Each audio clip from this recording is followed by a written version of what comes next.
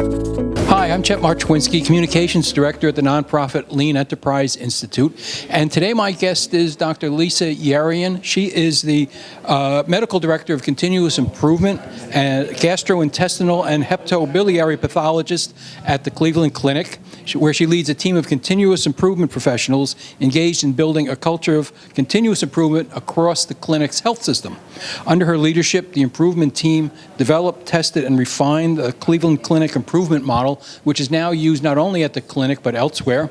In 2012, Dr. Yerian was elected to the clinic's Board of Governors, and in 2016, she was appointed Vice Chair of Staff Affairs. She has authored over 150 manuscripts, articles, and book chapters on pathology and continuous improvement. Dr. Yerian, thanks a lot for taking the time to join me today and tell us a little bit about continuous improvement at the Cleveland Clinic.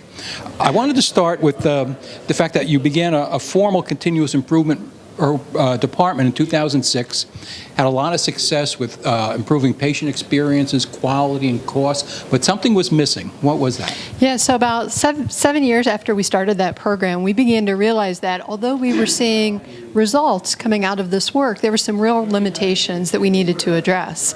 There were never going to be enough continuous improvement experts to solve all the problems we were facing and to really drive enough improvement to deliver the safe, high-quality, compassionate care that we aspired to. We also saw problems with sustainability of the solutions that had been implemented and ownership by the team. Fundamentally, though, I think the biggest problem was that the team was not left with the capability to solve the next problem that they would face. And we know that there are always going to be more problems.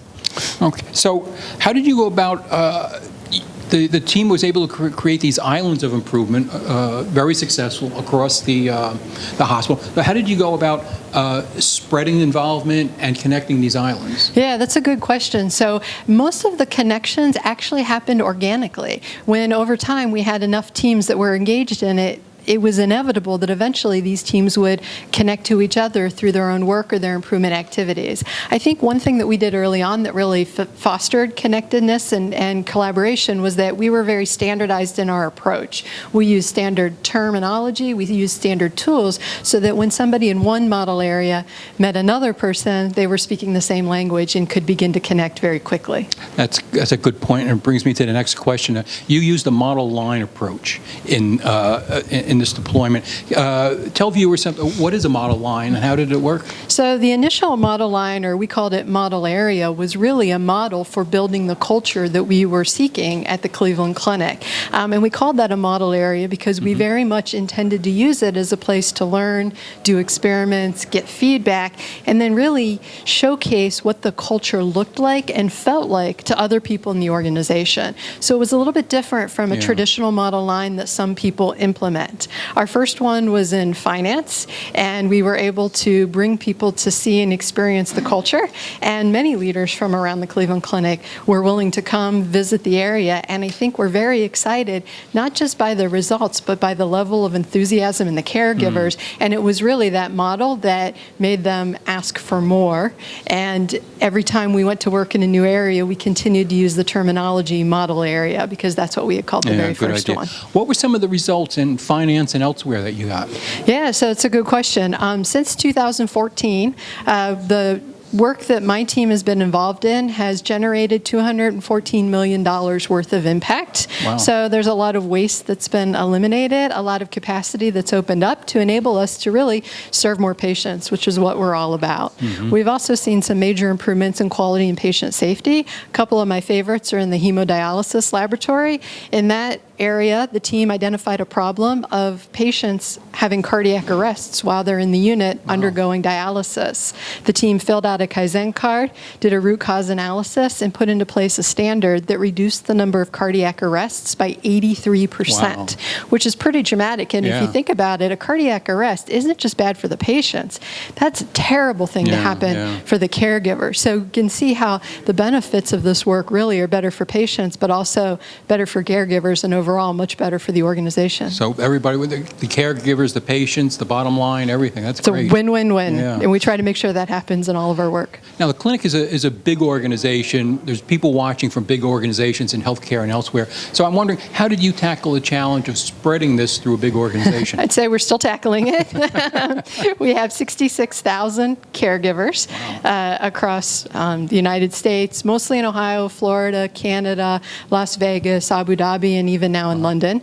And we've worked with about 15,000 through model areas. We've also engaged a large number through implementing a system of tiered daily huddles, which we built last year across 17 hospitals and over 200 outpatient facilities. So we think that that system touches about 25,000 caregivers every day. So we continue to work on the model area approach, but we're also implementing broader systems that we hope we can use to engage even more caregivers in improvement much more quickly, like the tiered daily huddles. Yeah, it's off to a good start. Thank Good you. progress. The final question, how about you personally as a leader and a manager? Did you have to change the way you lead and manage during this transformation? Yes, I think I've changed tremendously over the last 6 or 7 years.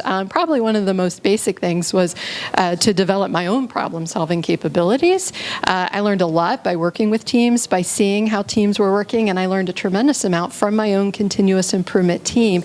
And I think that was really core to enabling me to be a much more effective coach. So I find myself, even in my other work, asking coaching questions around data and cause and how do we build an effective case for change, and really having the confidence and understanding of effective problem solving so that I can leverage it more effectively in all realms of my work. Dr. Yerian, thanks a lot for coming in and sharing those great results. Thank you so much. It's my pleasure, Chet.